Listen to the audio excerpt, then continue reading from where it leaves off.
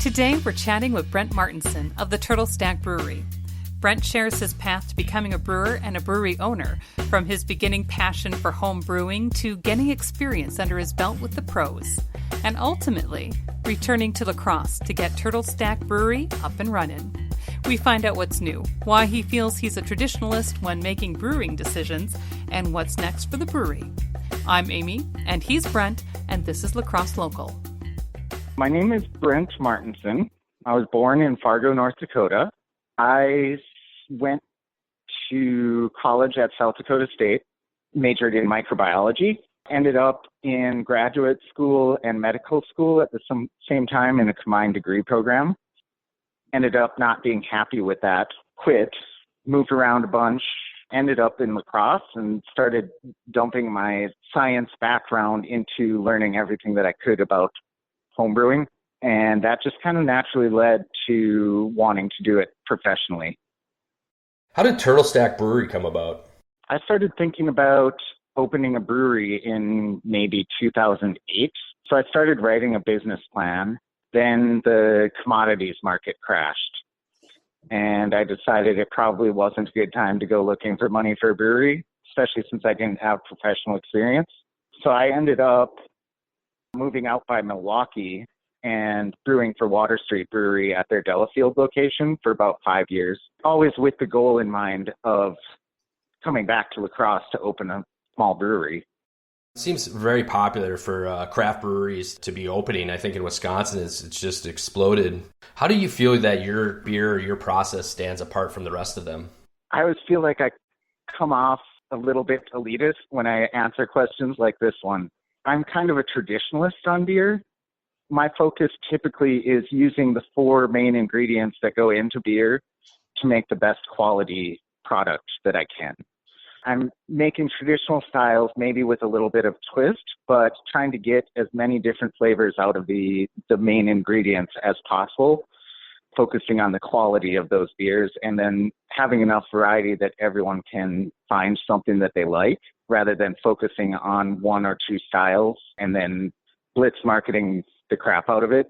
You won't see me a lot of times adding lots of fruit or lots of spices or tons of adjuncts. I really focus on the craft with those process and manipulating those 4 elements to get as many different things out of them as I can. Almost like a traditionalist, something that's been around for thousands of years and kind of tweaking it.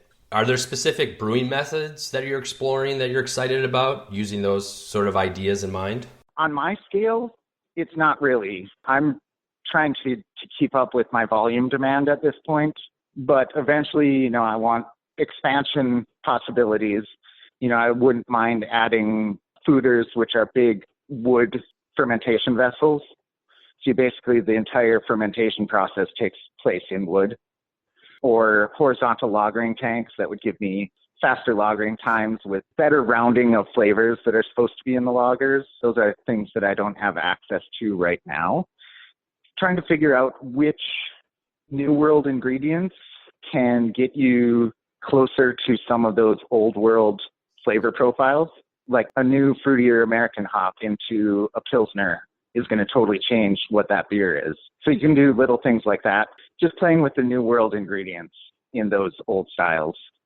Do you have any tips for those who might be thinking about trying to brew at home for the first time, kind of get their start kind of like you did? Yep. Join a homebrew club. They are still all over the place, and they're always looking for new members. Craft beer has exploded so much that one of the main reasons that people started homebrewing was to make different styles of beer that they couldn't find access to, different flavors and whatnot. And now that there are enough craft breweries out there making so many different things, that motivation has kind of went away. As far as a hobby, if you're interested in the process, crafting your own beers, just get after it. You can start as simple or as difficult as you want. A lot of times homebrew clubs will have shared homebrew days, so you could go watch someone make beer before you try it.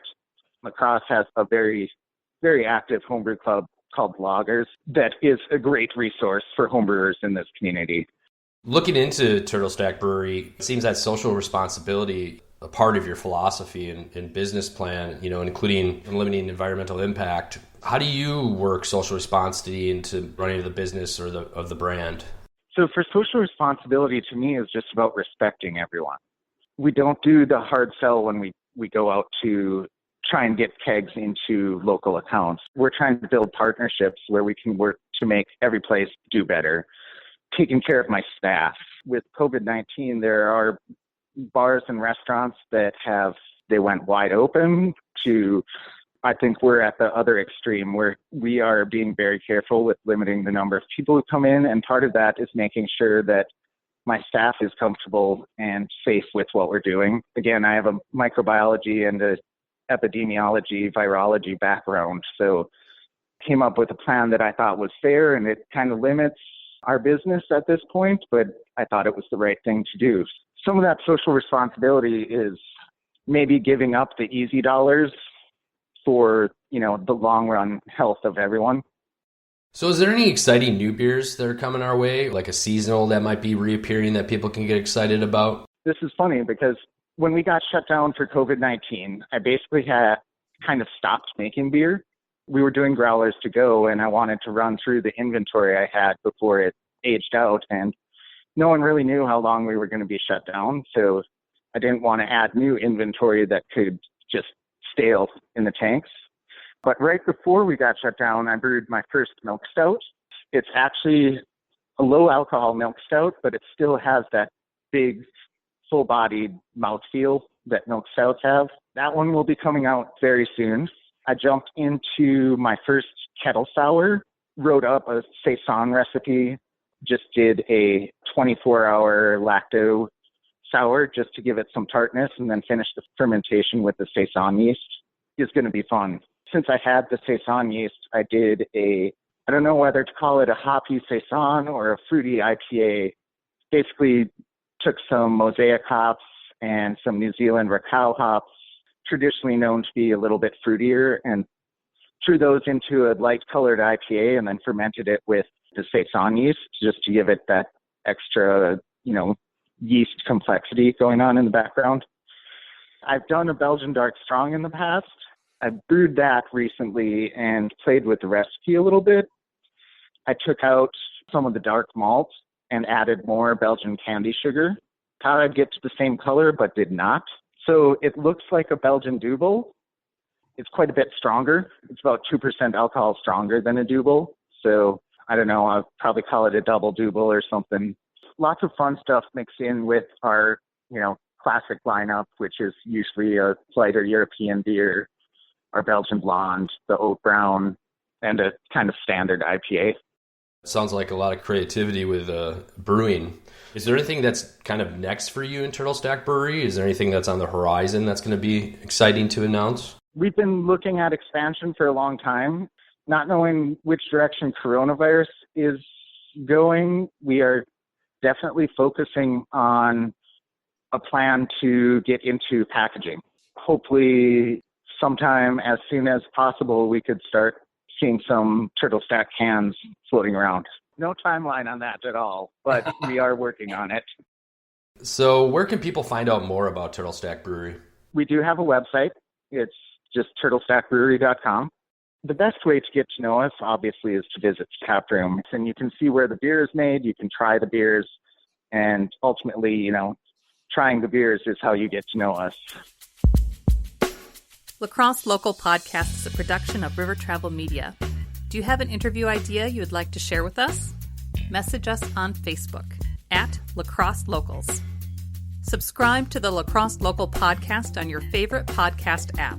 If you like us, rate us 5 stars. We thank you for it.